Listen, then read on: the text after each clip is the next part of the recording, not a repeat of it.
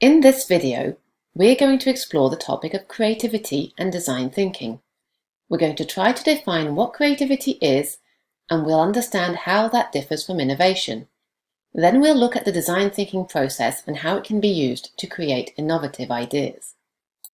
Most people equate creativity with coming up with new ideas that no one else has thought of. Let's explore that notion. For example, say I asked you to come up with as many other ways to use a common everyday object as you can think of. So, for example, what else could you do with a key, other than use it for opening up a lock? Any ideas? Well, I came up with an idea. Clearly, you could use it as a third eyeball for a giraffe, right? Maybe.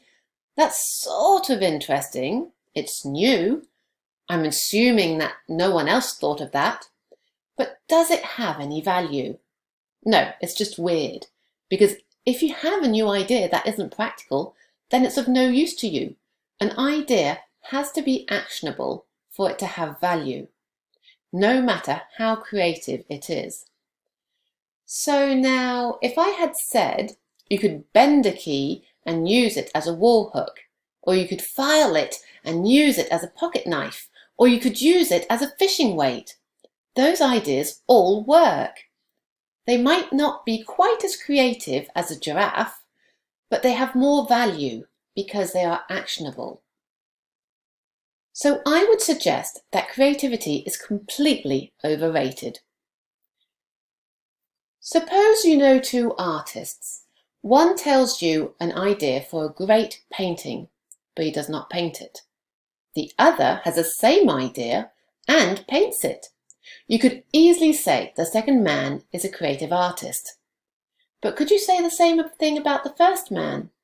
I don't think so. He's a talker, not a painter. You see, creativity without action is pointless. An idea has to be actionable for it to have value. Ted Levitt was an American economist and a professor at the Harvard Business School.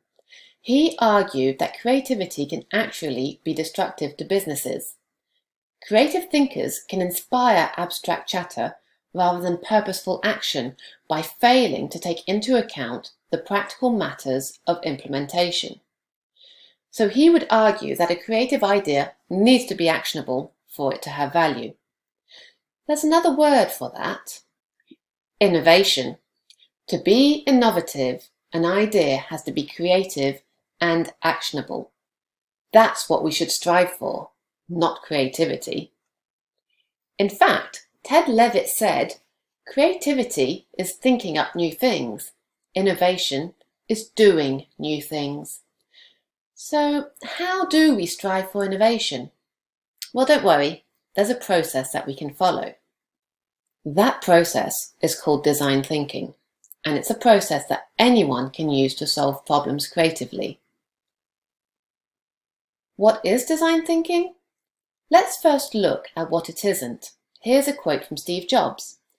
Most people make the mistake of thinking design thinking is what it looks like. People think it's this veneer, that the designers are handed this box and told, make it look good. But that's not right. Design is how it works.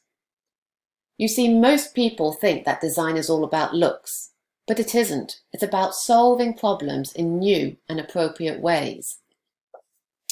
Here's another quote. Tim Brown is a CEO of IDEO, which is a famous multinational consulting firm. They use a design thinking approach to design products, services, environments, and digital experiences. Tim Brown says that design thinking is a discipline that uses the designer's sensibility and methods to match people's needs with what is technologically feasible and what a viable business strategy can convert into customer value and market opportunity. It's a long quote. I'll give you a few seconds to digest that one. Look at Tim. He's a perfect designer with his soulful goatee and quirky glasses. If he doesn't know what design is, then no one does. At this point, you're probably wondering how all this applies to you. Design thinking is something you can apply to your everyday life. I'm hoping it will come clear as we move forward. Design thinking is a widely accepted process that is used in many disciplines, from engineering to architecture to web design. These are the 5 steps of design thinking. Empathize. That means empathize with the people that you are designing for. You see, a designer hardly ever designs a product for themselves, so they need to understand their product's users. Define. Once you've done your research, then you can define the problem that you need to solve. Ideate. That's when you come up with ideas for possible solutions. Prototype. You pick your best idea and you implement it. And test. Did it work? If not, then what did you learn? What needs to change? This is rarely a linear process because at every step you learn something new. So if your idea doesn't work, when you test it, then you have to go back to the ideate phase again. Or you might find out that you have some unexpected users that you have to cater to. So you have to go back and research, empathize with them. But the key here really is that it is a human-centered approach. You see, it all starts with empathy. Design thinking is an attitude, it's an approach to problem solving big and small issues, and it can affect all areas of your life. I've been doing design for a long time now, and I can't think in any other way. For example, say my stepdaughter Ellie is upset, but I don't understand why. I'll empathize. What is she feeling right now? Where is she at? What happened this morning in Ellie's world? Then I'll define and I'll strategize. Okay, so I know that X and Y happened and I want to make things okay again. I want Z to happen. But I have to go to work in 30 minutes. So then I'll come up with an idea. What could I do that will make Z happen? I know. I'll make a cup of tea and I'll sit down with her and chat. I'll choose my best idea and I'll implement it.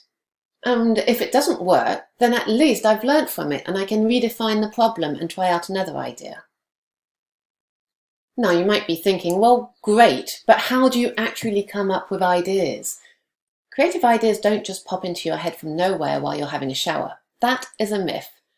Ideas that pop into your head in the shower are actually the result of incubation, which is a step in the ideation phase of the design process. Here is a sneak peek at the ideation process, but we'll talk more about it in a different video.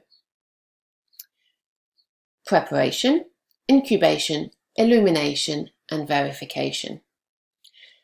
You know, I did a Bachelor of Science in Product Design, and in my first week at university, one of my professors said this: "Design is 1% inspiration and 99% perspiration."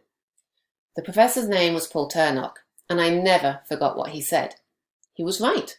It's not the creativity that matters. It's the process, because if you follow the design process and sweat out every step with blood and tears, I can guarantee you that you will end up with a well thought through and tested product that will resonate with its users. In summary, for an idea to be creative, it needs to be novel. For an idea to be innovative, it needs to be novel and actionable. Design thinking is a 5-step problem-solving process that leads to innovation. It's a human-centered approach that uses empathy, and it can be applied to big and small problems. And the 5 steps of design thinking are empathize, define, ideate, prototype, and test.